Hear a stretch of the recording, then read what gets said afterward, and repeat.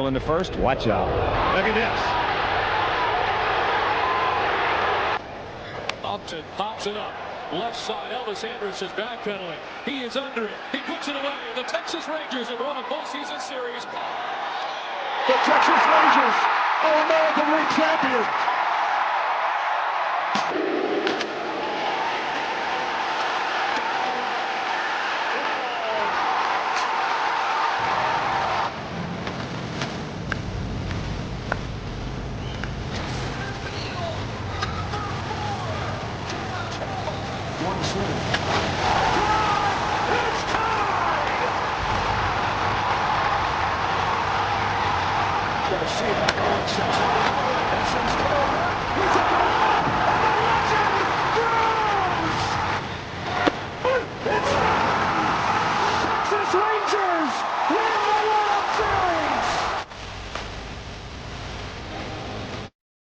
Hi, and welcome to another edition of Right on Rangers Live, coming at you bottom of the 8th inning.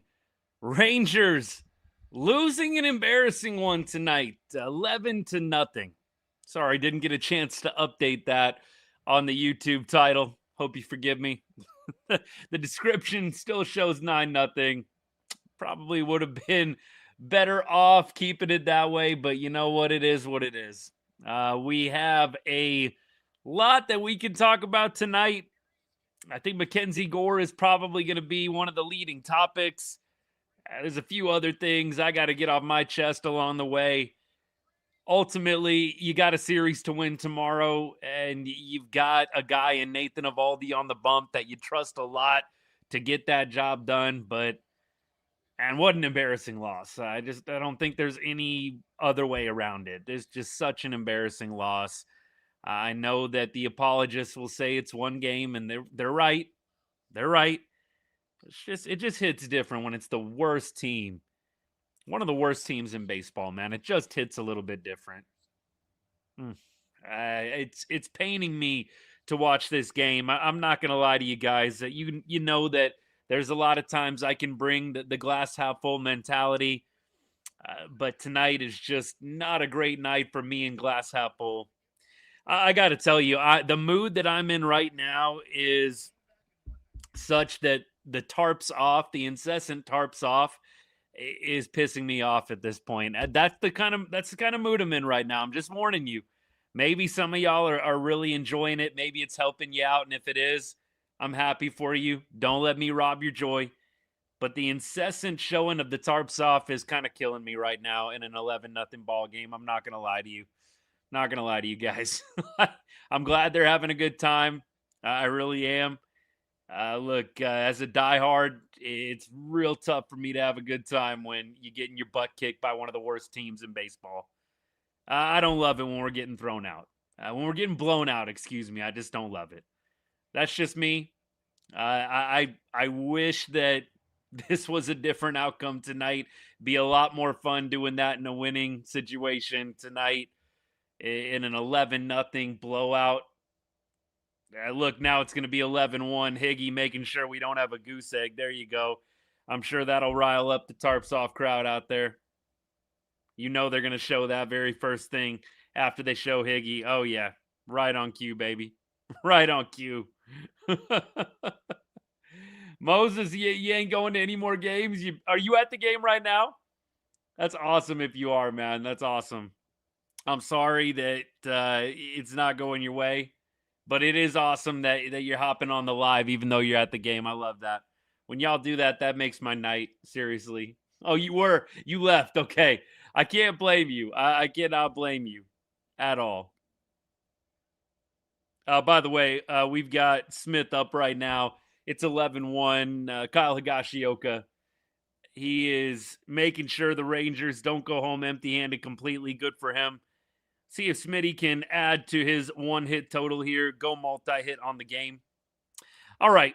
We're going to talk about this Gore trade. I know that this is going to be the number one topic. I can already see it scrolling down in the comments. And, man, I've been posting about it a lot tonight.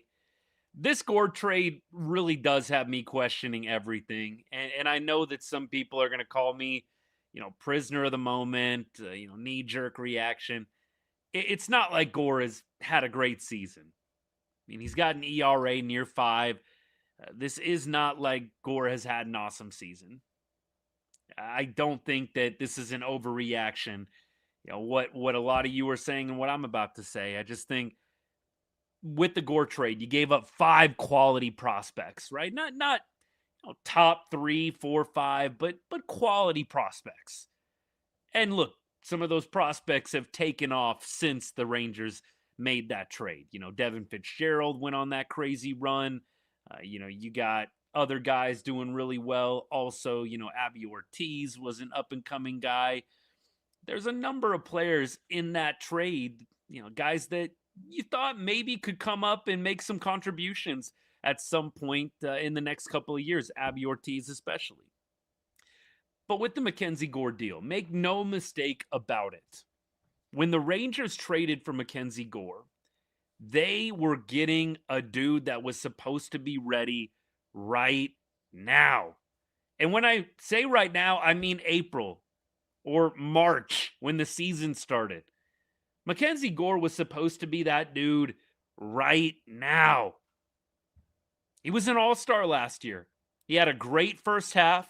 He had a less than great second half, mainly, in my opinion, because of injury.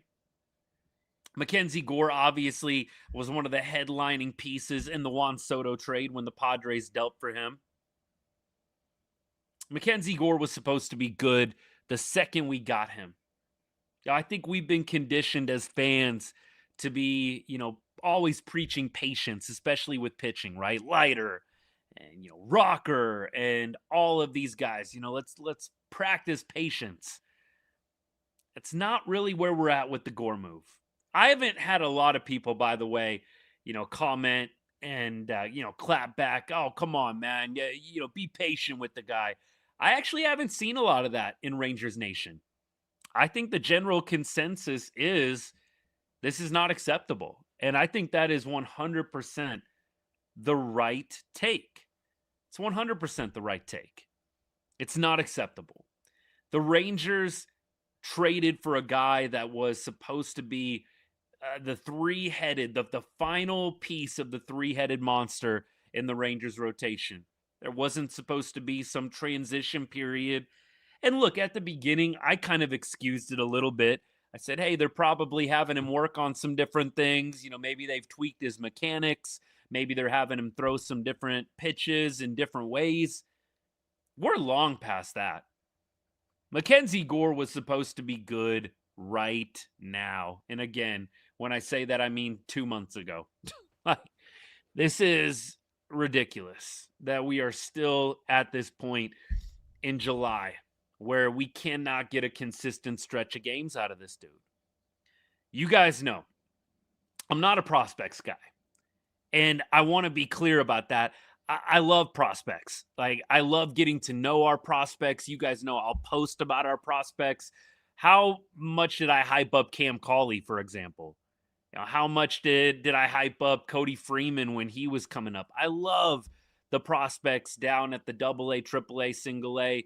Look, even in the low A, the rookie ball levels, I enjoy connecting with those guys and learning more about them.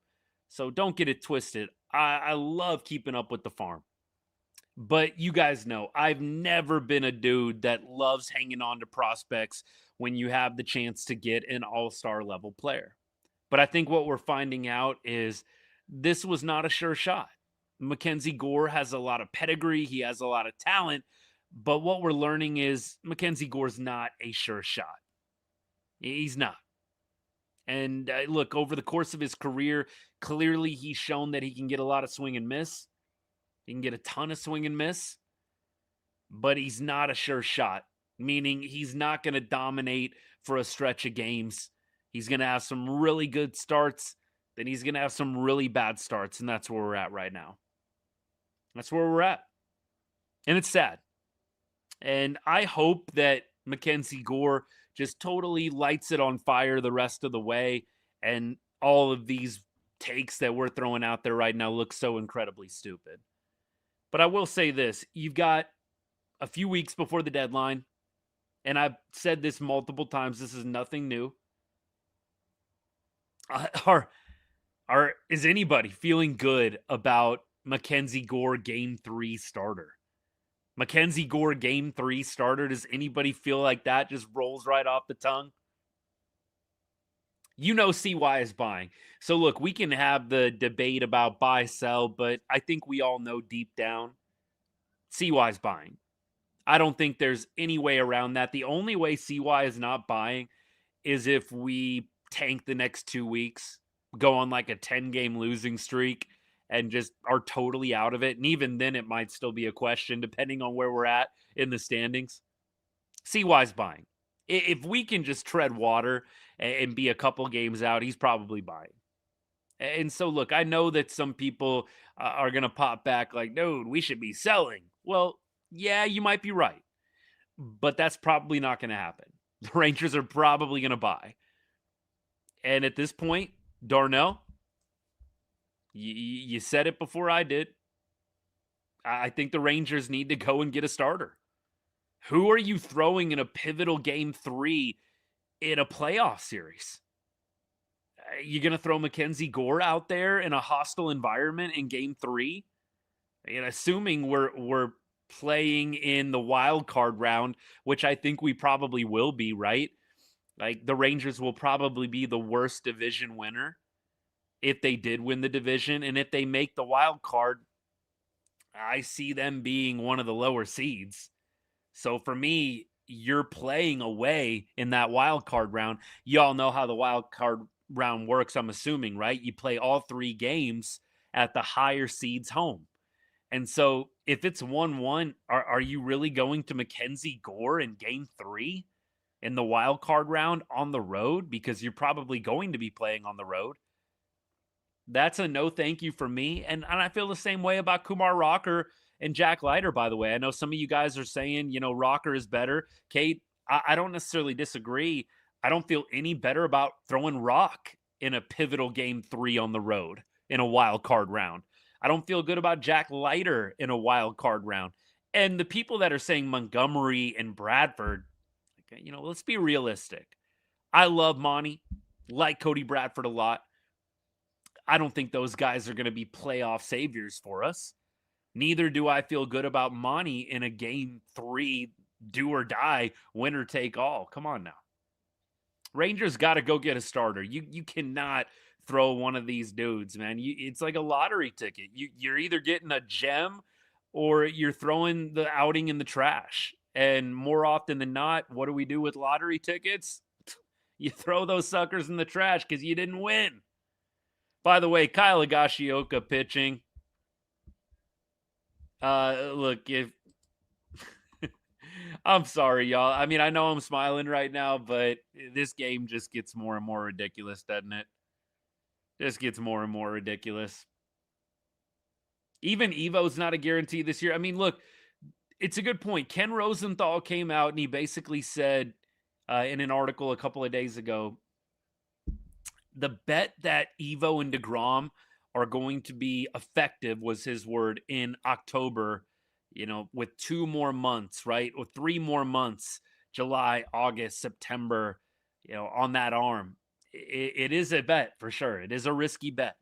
And I do agree with Ken. I do agree with Rosenthal that it's not necessarily a lock that in October, we're going to have a perfectly healthy Jacob DeGrom. We're going to have a perfectly healthy Nathan Eovaldi, both at the top of their games. It's a long season.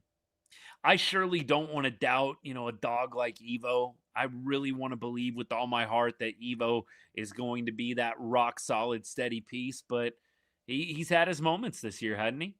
He has had his moments this year. Kyle Higashioka, by the way, looks like off to a little bit of a rough start here. Guzman, he has had himself a game, man. Made a great play to nab Evan Carter. He gets the hit, or actually he was hit by a pitch. He doubled, Guzman just doubled. Adell was hit by the pitch. Here you go. Time to boost the batting average a little bit, am I right? At least the Mariners lost, but Colin, it kind of actually is a little bittersweet, isn't it? It's like, hey, glad they lost, but man, you could have taken advantage. You could have taken advantage here.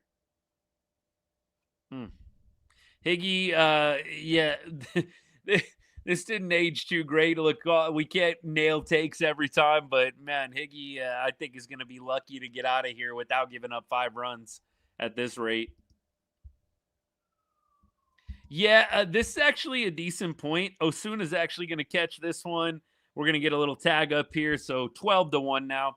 Yeah, are we going to get that notification from one of the beats after the game, or late tonight?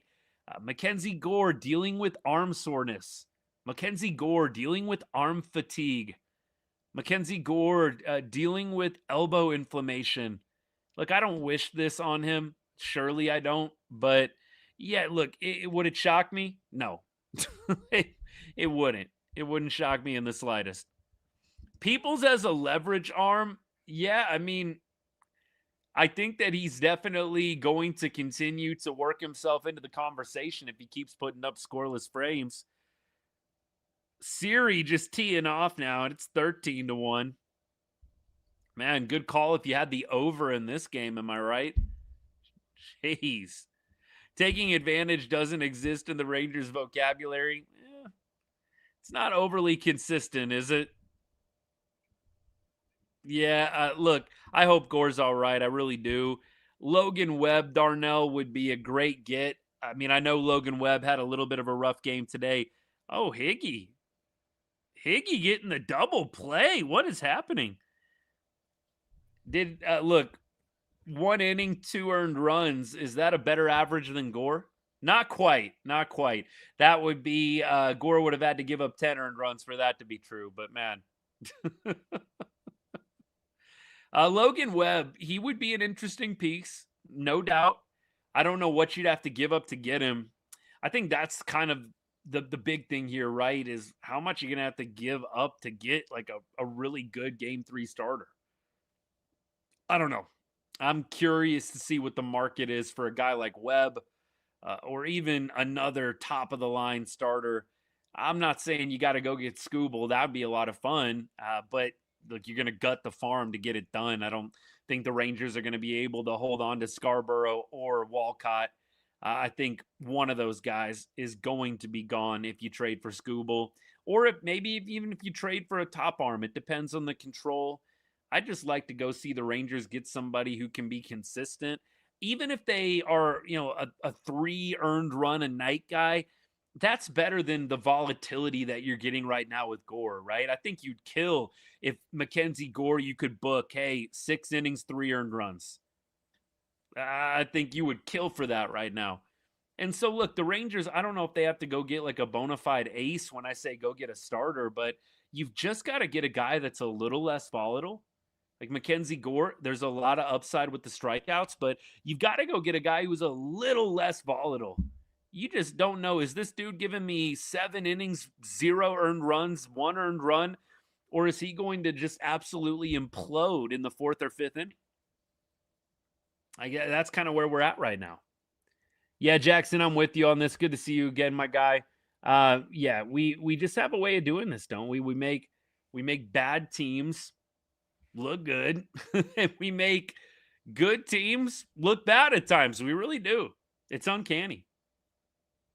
Yeah, Maurice, I'm with you. This game just like it hasn't been a fun watch. Rangers have 3 hits tonight, which I always hate. And you guys, I mean, I'm just being totally real with you. I hate it when these nights happen. Obviously, I do this for the love of the game, but man, business is terrible when I can only work with 3 hits of content, man. Like, it's so much more fun when I'm like, man, I can't keep up with my posts. I can't cut enough edits. I love it when that happens, man. Tonight, I'm like, I got plenty of time. Like, what can I do around the house? Can I get some other stuff done? There's nothing to post right now. Nothing. Ethan, it's not too bad, man. You can hang out for a little while. Yes, we've talked about Gore a little bit, but you can hang out for a little bit, my guy. It's not that bad. Gore, look, he's not gaining a lot of fans right now. We'll say that. He's not gaining a lot of fans. He's got to figure it out. Look, he's got time, but what the Rangers are up against right now with the deadline looming in about 3 weeks is you got to start making some bets, right? You got to start making some serious bets here. Do you think that Gore is going to bounce back and be a reliable game 3 starter? And again, I'm assuming the Rangers are going to be in the wild card round. I think they'll be either the worst division winner, if that makes sense, right? There's 3 division winners. I think they'll have the worst record of the 3 divisions if they win the division. And if they don't win the division, they're going to be probably in that last wild card spot. Look, either way, you're going to be playing a decent team. And you may be on the road, you may be at home, either way. I just can't trust Gore as my game 3 starter right now either. I can't. And so for me, I think you got to go out and get somebody a little less volatile. It doesn't have to be a Logan Webb. It doesn't have to be a Tarek Skubal. It just has to be someone I can count on to not implode. Right? No implosions. The guy can give up 3 earned runs a night. I'm fine with that. I just can't have the variable that it might be 6 or 7. We keep rolling. Let's see. What do I think about Peoples? Big fan so far. I mean, hard not to like what you're seeing from Peoples. He's throwing up a bunch of zeros. I mean, look, upper 90s fastball. I think the only thing with him is, you really haven't seen him pitch in super high leverage yet, right? And I wouldn't say this game is a high leverage affair by any means. Justin, appreciate all the likes, man. Thank you so much. Yeah, I think at this point, Peoples definitely is having a great start to the MLB career. You got to love what you're seeing, but I got to see a lot more before I elevate him anywhere into high leverage. We'll see if the Rangers have some opportunity to do that. Maybe a starter goes only 5 innings. You're in a tight game and you need Peoples to pitch the 6th or pitch the 7th, especially with Junis down, right? You kind of seeing Peyton Gray slide into that 8th inning role, but the Rangers need to go add a leverage arm, right? I'm not counting on Peoples to be the guy here. I'm just not, right? They need a leverage arm. And so that's kind of where I'm at. Go out and get that high octane, high 90s, maybe a triple digits dude that is going to be able to pitch in the 8th inning. Man, look, you guys know it doesn't take much, but I love Osuna there just sprinting, even though it's a 13-1 game. I love that. Like, that's the kind of heart that you want on your ball club. Like I said, yeah, y'all know I'm already a little bit biased, but man, I love that, sprinting it out, even in a 13-1 game. Those are the kind of players you want on the roster, man. You want on the team. We get pissed off at bad body language. Remember Jonah Heim last year? Everybody would always be pissed off at the bad body language. People have gone in on Seager and the bad body language from Siegs, every time he pops up, throwing the head back, And then you got Alejandro Osuna sprinting in a 13-1 ball game down the line. Man, I love that. Love that. All right. Osuna, I don't get Josh Smith in the 2-hole. I know tonight was kind of like a plug and play for Skip. Hey, we did well last night. We scored 9 runs or whatever they scored. Let's go ahead and let's do it again. I just think with this game, you probably should have mixed it up a little bit up top. Man, Berger and Nimmo just having a little bit of a tough time right now, aren't they? Look, before the game, I posted Brandon Nimmo has a sub 400 OPS in his last 7 games. He is on a bad one right now, man. He got subbed out pretty early, and I know the game was getting out of hand, but Foscue came in for him. Brandon Nimmo looks like he's at it raised slightly tonight. He's at like a 417 OPS. 417 OPS in his last 7 games. Not great. Berger is in I think in a pretty similar spot. Jake Berger, he is at a 381 OPS. Berger 381 OPS over his last 7 games. Yikes. Jock Peterson, same thing. Jock's having a little bit of a tough time right now. Jock batting 174 over his last 7. Over his last 6. Rangers are having a tough time up at the top of the order. Which brings me to Wyatt Langford. Wyatt is progressing well. The club is potentially going to be bringing him back here. I don't really love the move personally for a guy that's what I would say at this point a bit injury prone. I think the Astro series is important. I don't really love the idea of chasing tiebreakers, though. I mean, look, tiebreakers do matter. And clearly in 2023, the tiebreaker mattered. You had the Astros and Rangers identical records. It does happen. But I don't think you need to force Wyatt Langford back in the lineup this weekend just because it's the Astros. Okay, I really don't think you need to do that. I don't understand why you wouldn't, out of an abundance of caution, want to give Wyatt Langford an extra, 10 days? Just to see if you can get him even that much more past 90%, 95%. I really would like to see the team just rest him for the home stretch here, not necessarily force him back, because he's just going to go all out. He's going to go 100%, which is what we love about him. But, man, I really feel a little bit hesitant about just plugging him back in this weekend when you got a whole week off next week. We'll see. Maybe I'm totally worrying about nothing here, but it sure feels like this club is ultra conservative with the starting pitchers, for example, and they're ultra conservative when it comes to pitch counts. But, you got an all-star break coming up next week, and you're trying to squeeze Wyatt Langford back in for this weekend. Look, I don't know. I don't know, y'all. And the Rangers, look, they've been winning games. I know they lost tonight, but they've been winning games and probably have a pretty nice record since Wyatt went on the IL. I mean, I don't think there's like a desperation there right now to get him back just for this 3-game set. Like the season's on the line. I don't think so.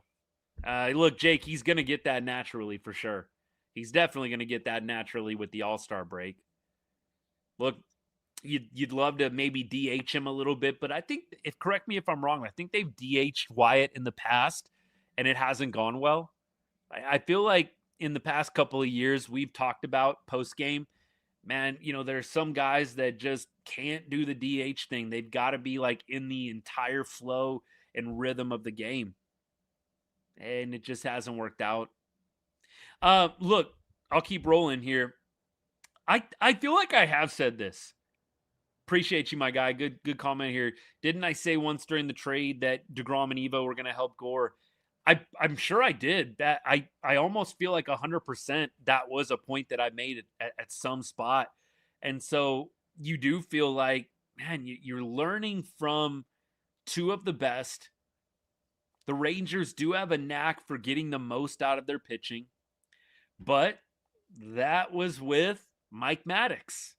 And I have gone on the record saying the Maddox effect was just something that we all knew in the back of our minds might end up being a thing. And sure enough, I really think that it has been.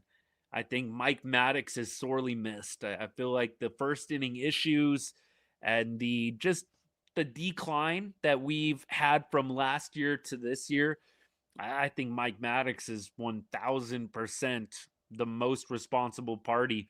Parting ways with him was not a great decision. It was not a great call. They should have stuck with him. I don't know what was going on in the, behind the scenes, the closed doors meetings, but getting rid of Mike Maddox, man, I do feel like it's definitely had an impact. I don't know how you could argue otherwise. We'll keep rolling. Let me see here. Yeah, Jake, I don't think when Wyatt has DH'd in the past, I don't think it's gone great. Maybe splitting DeGrom and Evo up and Gore as the 2 starter wasn't a good idea. Dan, I would actually push back on this a little bit. I think it's nice that we have Evo going tomorrow because, look, normally tomorrow you would have like Leiter or Rocker throwing, and all of us would kind of be like holding our breath, like, man, are we gonna get another bad start? I think breaking up DeGrom and Eovaldi has actually created a scenario where you got Evo going tomorrow, and you feel really good about that. If you hadn't have broken up Evo and DeGrom, now you've got Leiter throwing tomorrow or Rocker throwing tomorrow. And you're basically like hoping and praying and crossing your fingers that it's going to go well. Hey, what's good, everybody on TikTok? Thanks for hanging out. Let me check Instagram real quick. What do I got? How do we only have one guy in the All-Star game? I mean, look, Josh Young probably should be there, right? He probably should be there. But I know that the OPS is not super high in comparison to others. I don't think he checks the advanced stats boxes like a lot of the other guys do. That being said, one of the highest averages in the AL. I surely think the bat's all-star worthy. Yeah, I stream. If you're hanging out on Instagram, I stream pretty much to every platform you can think of. Pretty much everyone. We keep rolling. Appreciate all you guys. Yeah, Evo is one of our best chances. Him and DeGrom, you always feel like you're going to be in the game. Really do. Look, I don't know if we're throwing in the towel on Gore, like he's trash, he's never going to be good. I think the frustration with Gore is what you gave up to get him, and the understanding that you had when you traded for him, right? Nobody traded for MacKenzie Gore thinking that he was a project, right? You traded for MacKenzie Gore because you were going to be getting an all-star level starter that was going to be good right away. And I think that's what angers and frustrates people, myself included, the most about Gore is he was really built as a guy that was going to be instantly successful. It wasn't like a lighter rocker situation where you're just going to have to be patient with this guy. No, I mean, you would say that if we had like 5 years of control for Gore. We have like a year and a half left. So do I think that MacKenzie Gore is like really, really bad and never going to be good, never going to give you anything? No, I mean, I think he definitely can eat up some innings for you, but game 3 starter in a playoff environment, yeah, I mean, I just don't know who's going to feel great about that. I don't know who would feel great about that. We keep going. I am watching L. Look, I know these guys got to laugh, and we've said that before. It hits everybody differently, man. I got to be honest. This loss, it's not one of those losses. You guys know there's some losses where I can cut some jokes and look, maybe over the course of the show it'll get a little better, but man, this is not one of those losses I'm feeling like, you just got to laugh sometimes. I'm like, man, it's the Angels. It's the Angels, man. Dylan, what's good with potential lockout coming? Think we got to be sellers. Dylan, you might be right, but I just do not think CY is going to do that.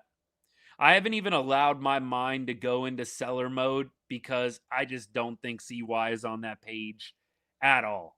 I really don't. I do not think the Rangers are going to be selling DeGrom, Evo. I mean, like I said, they would really have to take a dump the next 2 weeks. It would have to be losing 12 of 14, something terrible. It's probably not going to happen. The Rangers, they've found ways to float around 500 ball. They just have. And so I haven't allowed my mind to go there yet. It might be the prudent thing to do, but I just think it's going to be a buy. I don't think they're going to sell. I'm with you, Nacho. I'm with you. Yeah, it's not one of those games where I'm like, losing to the Angels, so hilarious, man. Like, you know what? If this was like one of the best teams in the AL and they just spank you, you tip your cap, you take your beating, and you move on. When it's one of the worst teams in the league, it just hits different, and not in a good way. You're not selling Ethan unless we're 5 games out of the wild card. I think that's probably the CY threshold. I think he probably says if we're within 5 games, I'm buying. That's what I think too. I don't see anything differently playing out. I really hope that they don't go into Houston and get walloped, man. That is going to be such into the Houston series. That's going to be such a negative going into the All-Star break, man. I really hope that they can end on a positive. Yeah, I think, we don't completely know. We're not in the locker room, right? We don't know what's being said, but man, this is definitely a good time if you're a vet to speak up, right? Like, so much this team has tried to play the last 2 years, to play that card of, the wise sages that never get too high or too low. And I gotta say, like, I'm ready for somebody to throw a chair in there, man. Like, we've done this gimmick of like, hey, we never get too upset. We just come here, we play our game, it doesn't matter, blah, blah, blah. We've heard that for like 2 straight years, and we missed the playoffs the last 2 years. I'm just tired of the gimmick of like, we never get too high or too low. Like, it's okay to say like it's unacceptable to lose to one of the worst teams in baseball. Like, it's okay for somebody to say that out loud. Jackson, you nailed it, buddy. Yeah, are we showing good fight? Because that's all that matters, right? Is the team showing some good fight? They didn't show good fight today. Yeah, right. As long as they're showing good fight, right? Who cares? Tonight shows that we're hands down not a serious contending team. Well, let's break that down a little bit. I have said a number of times, and I feel very convicted in this, as currently constructed, the Rangers are not contenders. And what do I mean by that? Let's get more specific. The Rangers are not winning a World Series as currently constructed. I do not see it. If they add some good pieces, I might feel differently. The Rangers, as currently constructed, to me, are not World Series contenders. They are not a realistic, viable option to win the World Series. I don't see it happening. Now, if you go get some good trade pieces, you get everybody fully healthy, maybe. But as currently constructed, right now, this roster, with these players, with the injuries that the players that we have on the roster have suffered, that's not how I'm feeling. And I've never said that I thought the Rangers were going to win the World Series this year. I thought they needed to do a lot more in the offseason. They didn't. The self-imposed budget, it is what it is. The Rangers, I think, could get into that contender status with some trades for some substantial players. I don't think you're going to do it by, going and getting, like, for example, what they did back in 2024, right? They went and got, Carson Kelly and, a couple of pieces. They got Andrew Chafin. Like, if you go out and get Kelly and Chafin, that to me is not a strong enough trade deadline, right? You got to go out and get some substantial pieces for me to put you into that contender status. They got to go and get some big namers. And I'm not saying it has to be Scooble, but it's got to be some legitimate names. It has to be a very solid everyday bat. It's got to be a very dependable bullpen arm that you can pitch late in games. And honestly, after this Gore start tonight, I think you need to be in the market for a solid number 3.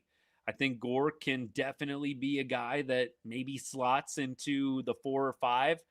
But I think that he is showing you time and time again, he ain't ready for game 3 in a playoff series. He's not.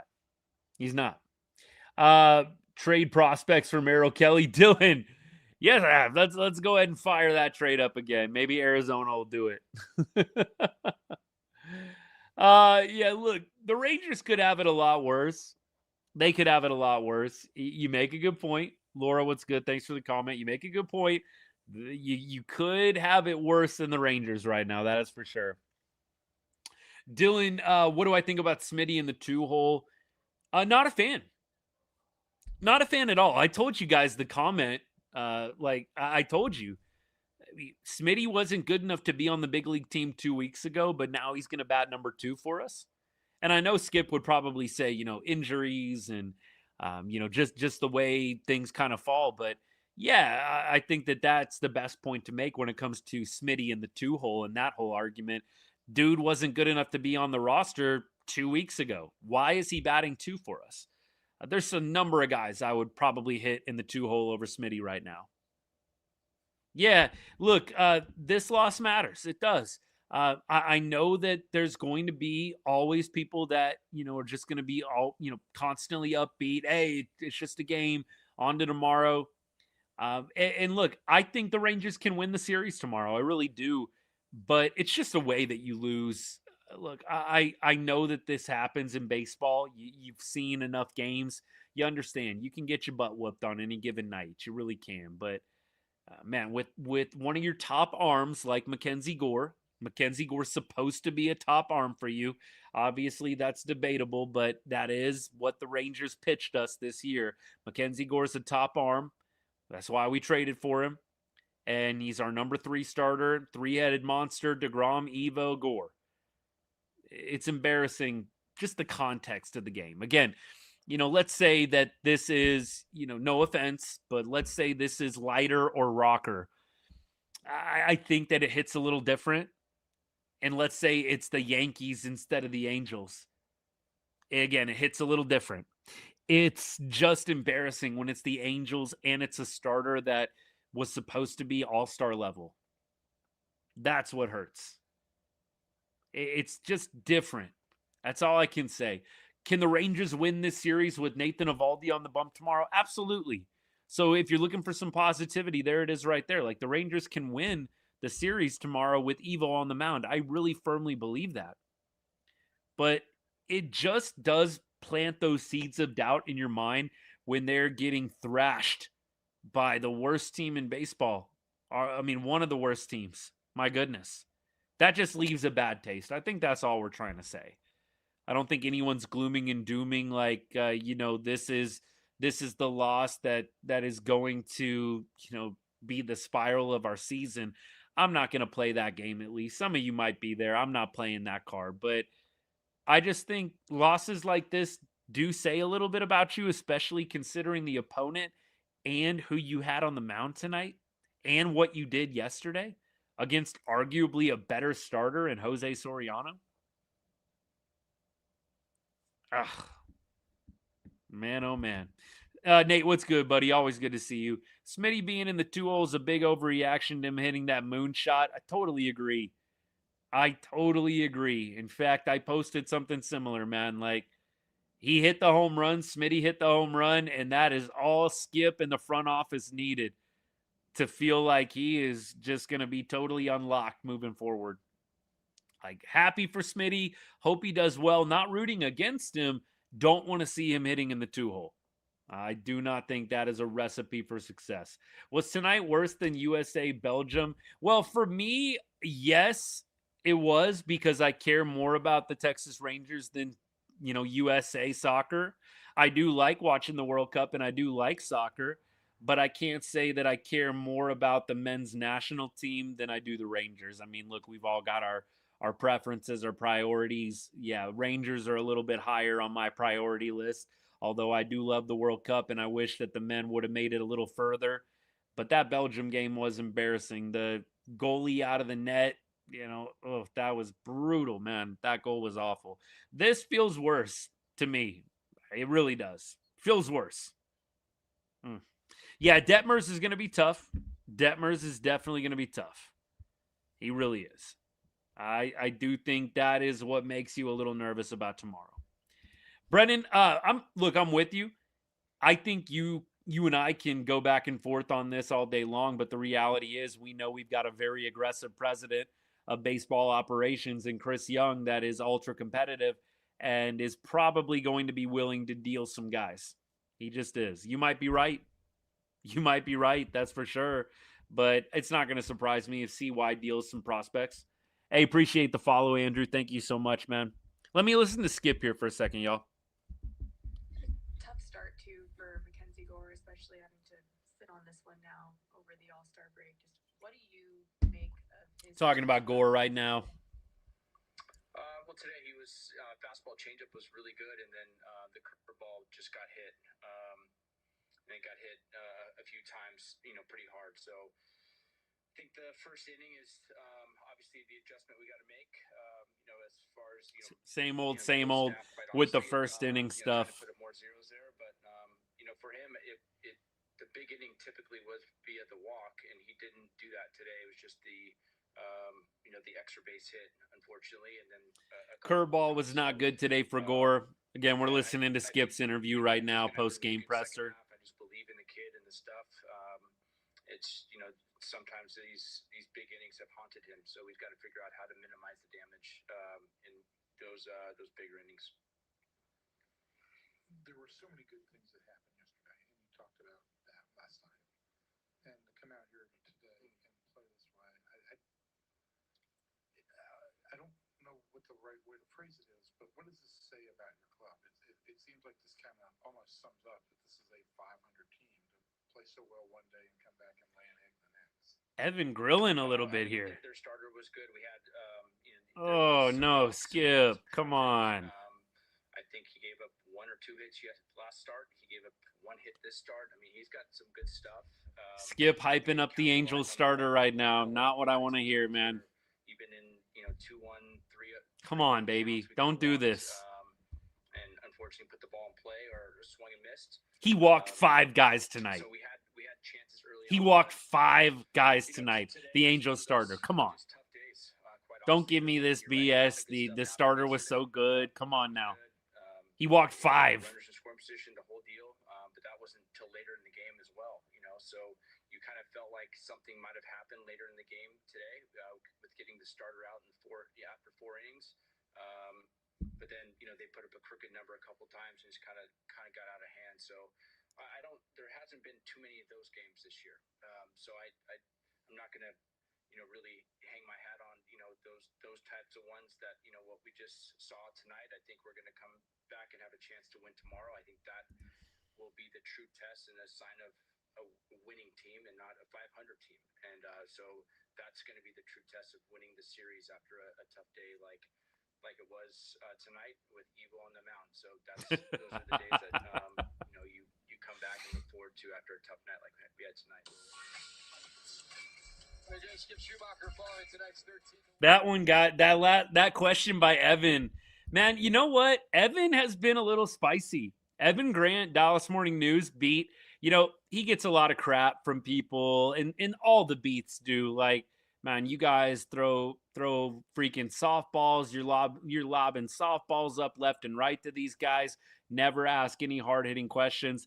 That's a bit of a spicy question from Evan there. Like, dude, you guys just did so much positive last night. What does it say about your club that you come out and do this the day after, less than 24 hours? I'm adding on a little bit.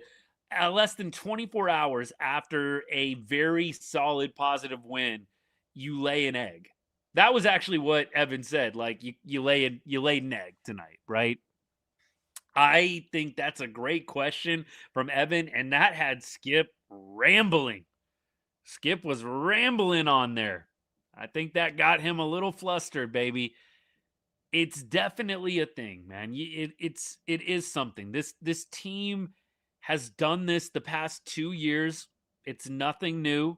They look really, really good one game, and then they totally soil the bed the next game. It's just a lack of consistency. I hated, the letting the offense off the hook with Ureña. Ureña was not good tonight. He walked so many guys. He walked 5 guys in 4 innings. Ureña was not good tonight, man. He wasn't sharp. Skip kind of pumping him up, hyping him up, gassing up Ureña.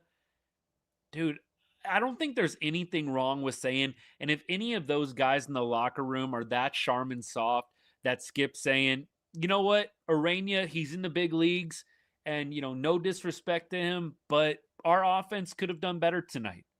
There's nothing wrong with saying that. I just don't understand the hesitancy to light up the offense a little bit on nights like this, and the urgency to prop up the starting pitcher on the other side. He had really good stuff. Oh, last time out, he only gave up 1 hit. This time out, he only gave up 1 hit. Dude, stop. I mean, sometimes we can just light up the offense, man. This was a bad effort offensively. Doesn't mean that they can't come out and have a good game tomorrow offensively, but, man, can we just stop gassing up bad pitchers? They had good stuff tonight. No, the offense was just bad. There's no reason that Ureña should have gotten off the hook tonight. 5 freaking walks? 5 walks? It's bad, man. It's bad. I really wish that Skip would light it up a little bit more. It doesn't have to be crazy. Just stop saying that the opposing pitcher is the reason all the time. Like, I get it, you're giving credit or, respect, but man, you could go in on some of those guys a little bit harder sometimes. It's not always that the starting pitcher had really good stuff. Sometimes you're up there taking bad at bats, not taking advantage of cookies right down the middle. That happened a couple of times tonight. Look, I can't disagree. I don't think he has ever gotten tossed, right? I don't know what Skip is like behind closed doors. He does seem like, a guy that likes to keep it even keel, at least outwardly. I think what I take away from this, don't necessarily fully agree, but what I do take away from this comment, Colts fan, appreciate you as always. What I do take away is a lot of people, myself included, would just like to see a little more fire sometimes. Like just a little more heart and passion and fire when things aren't going right. Like you'd love to see somebody say, this was embarrassing. Like maybe somebody did post game. I mean, I know they talk to players. You'd love to hear a quote like that. This is embarrassing. It's not acceptable. Rangers Nation, we got to do better for you guys. Like we're going to come out tomorrow and we're going to be playing our best baseball. You'd love to hear a quote like that. I mean, I know that some people would be still, trolling. They'd still be cynical about a Rangers player saying that. But I'd love to hear a quote like that. Would love it. Gary, you're onto something here, man. Like with Corey, without Wyatt, without Young, it is tough.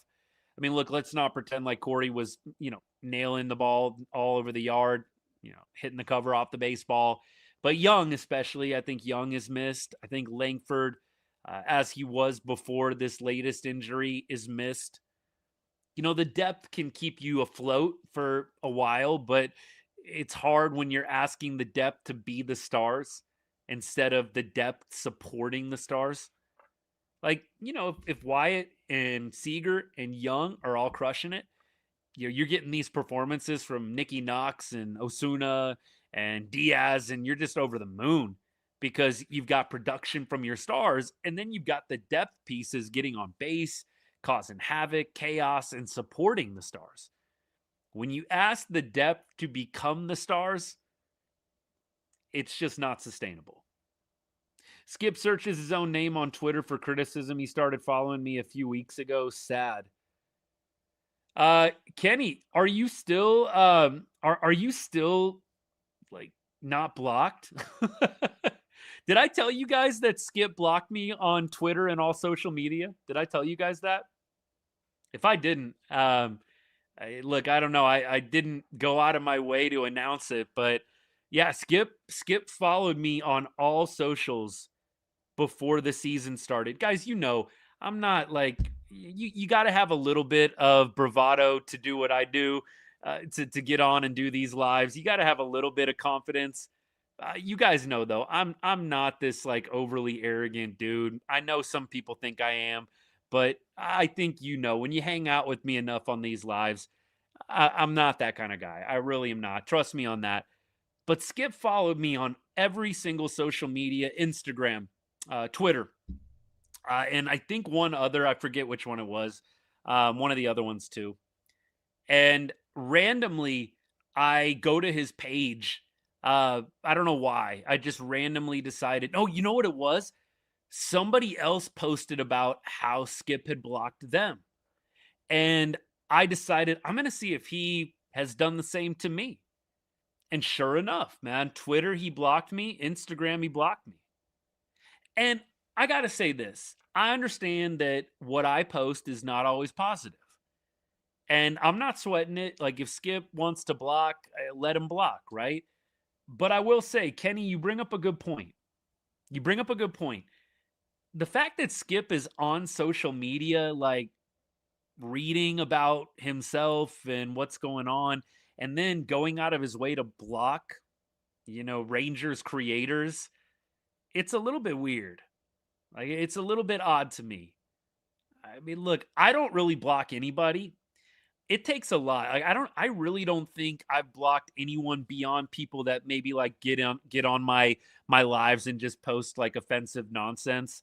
Some of you guys on YouTube, you've experienced that before. Like I'll block those people. I don't want those people coming in on my live shows and disturbing the peace. But people that disagree with me, even people that are cussing at me and being vulgar in their disagreements, I don't really block those people. It's just not really something that I've ever considered doing because I don't care that much. I know there's people that don't agree with me, and it's okay. Skip, though, going out of his way to block people is just odd. It is just weird. Jackson, I'm really not. Like, I do feel like consistently I have said if there's something positive to post, I'm going to post it. And you guys know I've been critical of certain players. If Jock Peterson hits a grand slam, I'm going to be posting about it. If you have another dude that I've criticized having a great game, the game of his life, I'm probably posting about it. I do not shy away from posting about players that I've criticized in the past. I don't. But I'm going to call out a bad play when I see it. Josh Smith tonight down at second base, Elias Diaz, great back pick. And, Smitty just kind of lazily puts the tag down in the dirt. That was terrible, man. But you know what? Smitty hits a bomb. I'm going to be posting about the Smitty bomb. And I know some people don't like that. Like, hey, if you've ever been negative about a player, you can never be positive about them. Like, it's just like, you're never going to win with some people. But Kenny, I will say it is odd to me that Skip is spending time on social media, going out of his way to block, passionate creators like me that obviously are being negative at times, but are being really positive about times, at times too. Darnell, I do. I try to give credit. Like, again, Jock, I went in hard on Jock last year. And even at the beginning of this year, I went in hard on Jock. I will not be afraid to post, Jock's crushing it right now, man. I've never been more happy to be wrong. You guys hear me say one of my classic expressions, I will eat a massive plate of crow if it means a Rangers player helping the Rangers win games. I will eat a massive plate of crow every time. It's too much. I don't know if I ever told you guys that story or not about Skip doing that, but look, I'm not butthurt about it. I don't want any of you guys to now think when I post about Skip like I've got some bias. I think that's why I probably didn't share. I don't want anybody thinking, oh, Skip blocked him, so he's butthurt. I'll give Skip credit where it's due. And I think you guys have seen me do that, man. Like, I will give Skip the credit where he gets the credit. But I didn't want anybody thinking, man, Austin, he's just, he's in his feelings because Skip blocked him on social media. Man, I don't care. It really doesn't matter. You know what? I kind of take it as a badge of honor, if I'm being honest with you. I told my wife when it happened, I'm like, man, it kind of is almost like respect. Like, wow, I got to you that much that you had to hit the block button. Kenny, yeah, it's crazy. I never would tag Skip either. Like I have not done the Skip tagging either. And yeah, he found my stuff. But I mean, look, I am, I'm not huge on social media in comparison. Like Rangers Nation is obviously what I would consider pretty big on social media. I mean, I'm maybe little by little getting there, but yeah, it's not like I'm tagging Skip either. At Skip Schumacher, dude, you suck. I'm not doing that. Oh gosh, yeah, Jackson, it's crazy. It's crazy. There you go. There's your story time for the evening. Skip blocking right on Rangers. Instagram, X, everything. Cade, I want to say it was like a couple of months ago, man. He followed me pretty soon after he got hired. When Skip got hired, I posted a video. I made a video about it, and I'm like, I was really positive about the Skip move. And a lot of Rangers fans were. A lot of Rangers fans were like, we got to get Skip. Skip's the guy. Don't let him get away. We got to get him in the manager spot. And I made a really positive video about him. And I do think naturally through the algorithm, he probably saw the video and he followed me. And he followed me on X too. This was in the off season, right? I want to say by like late April, early May, I was blocked. So it's been a couple of months, man. It didn't take much. Like it did not take much. Kenny, I'm kind of the same way. I'm kind of the same way. Like, if this team uses my tweets or uses what I have for fuel, good. Good. Because clearly Skip isn't doing a lot of grilling in the media himself, right? It's always positive. Good. Use my tweets. That's what people don't get. I love to see this team win. I know some people get it twisted and they think that I want to see this team lose or I hate this team or I'm secretly an Astros fan just because I post something critical. No, I love to see this team win. So it doesn't matter. And you know what? If somebody is using what I post as fuel for fire, good. Do it. And prove me wrong and win some games. I would love to see it. Would love it. Let's see. He was mad that I pointed out the Jordan 11s. Skip needs to stop wearing those Jordan 11s. You guys have heard me tell this story before. Skip wears Jordan 11s all the time because of 2011 when the Cardinals beat the Rangers in the World Series. Come on now, Skip. Really? You're wearing Jordan 11s for 2011 and you're managing the Texas Rangers. Talk about tone deaf, my guy. Like, talk about tone deaf, buddy. And you're actually the thing is, you actually told the story. You told the story to somebody. Like, it's one thing if you're wearing Jordan 11s and you're like not making a big deal about it, like it's nonchalant. It's one thing, right? You didn't have to tell anybody that story. But to tell somebody the story, like, yeah, I wear Jordan 11s because in 2011, the Cardinals, my team, beat the Rangers in the World Series. I don't think Skip said it like that, but dude, what? Bro, why would you tell that story? Oh, gosh. Ethan, enjoy, my guy. We'll see you later, man. Need to burn those shoes in a public ceremony and gift him a new pair of shoes as a peace offering. Absolutely. Abso-freaking-lutely. Totally.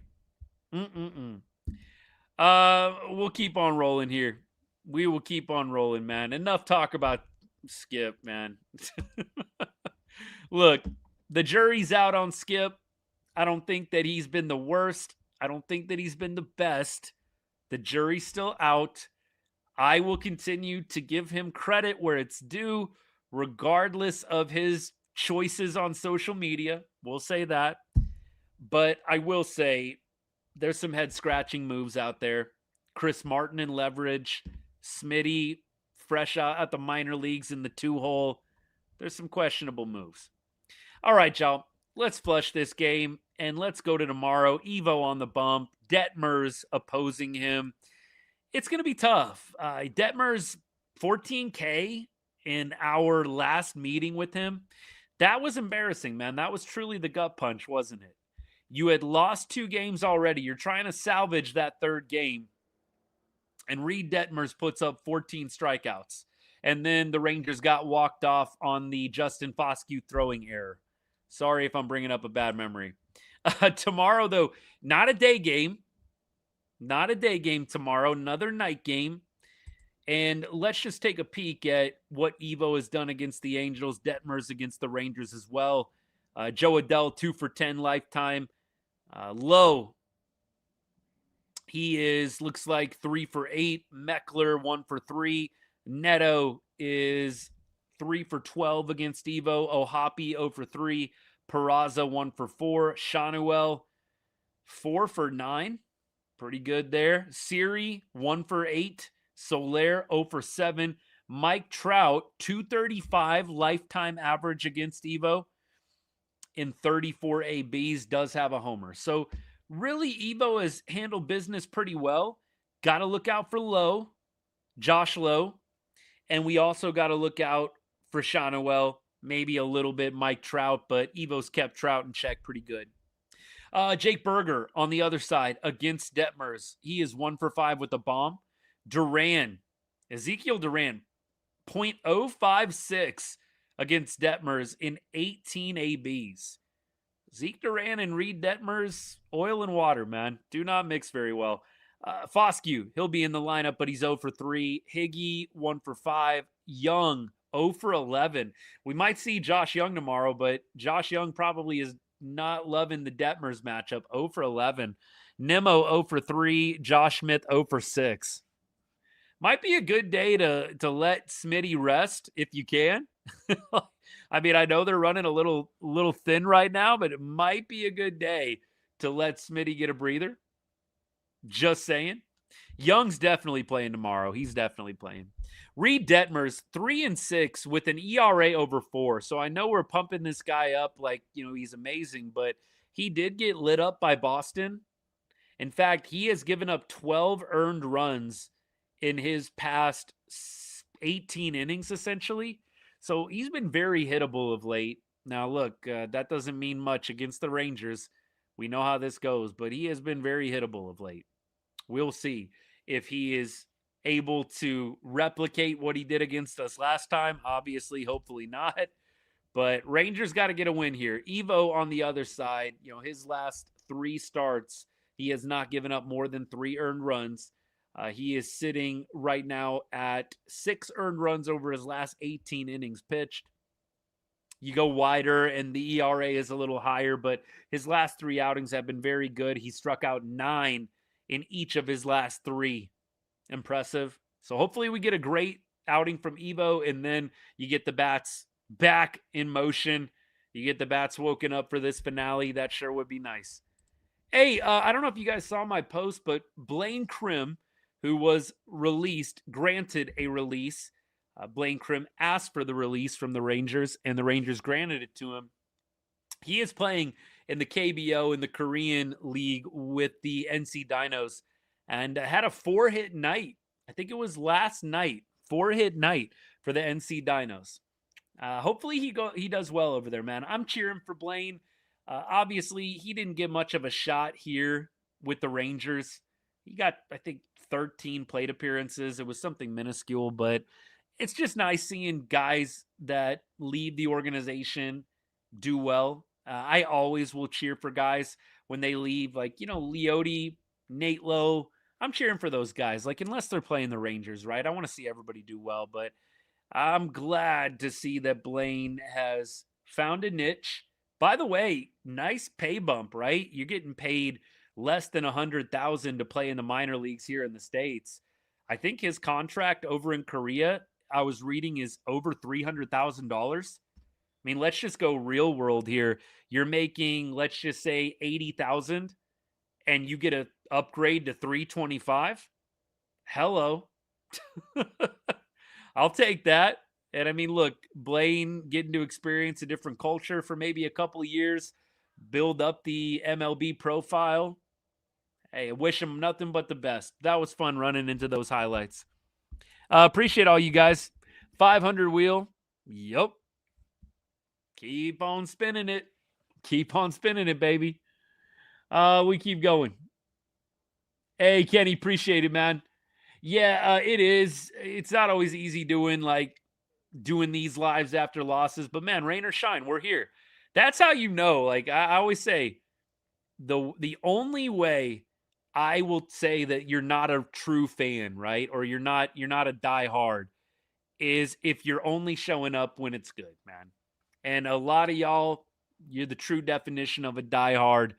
You'd show up, win or loss. And that's what I'm always about. I really don't care how negative you are. If you're watching this team night in and night out, regardless of result, you're a real one, man. That's all that matters to me. That's all that matters to me. All right. Y'all have a great rest of the night. Let's do this again tomorrow. Hopefully talking about a win. That's the plan.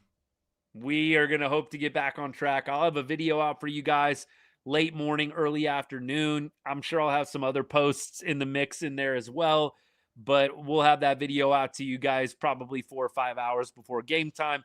Hey, look, if you can, Share it with somebody that maybe doesn't know about Ride on Rangers. You know, another diehard fan. Maybe you never shared a video with them. Maybe they follow, maybe they don't. But share a video with somebody. Share one of my videos. I would really appreciate that. And you know, if you get across one of my videos, let it play out a little bit. Let that engagement time tick up for me. Little things, but it really does help support me and the show and help get the videos out to other people that don't know about the channel. So thanks for all you guys do, man. I really appreciate you. Big reason why we've grown so much is because of the really loyal support that you guys have shown to the channel, to the show, and it means the world. So thank you. Thank you so much. Last year, I only showed up when we lost. Sometimes that's when you need Ride on Rangers, man. That's when you need Ride on Rangers live sometimes. You got to get stuff off your chest. Absolutely. 100%. All right, y'all. You guys have a great rest of the night. We'll talk to you tomorrow. As I always say to end every show, God bless and go Rangers.